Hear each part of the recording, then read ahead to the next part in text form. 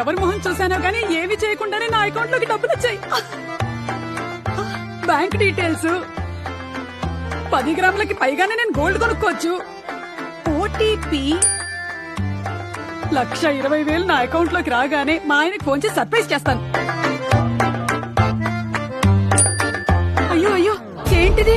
నా అకౌంట్ లోకి డబ్బులు రావడం కాదు, నా అకౌంట్ లోంచి 4,20,000 పోయాయి.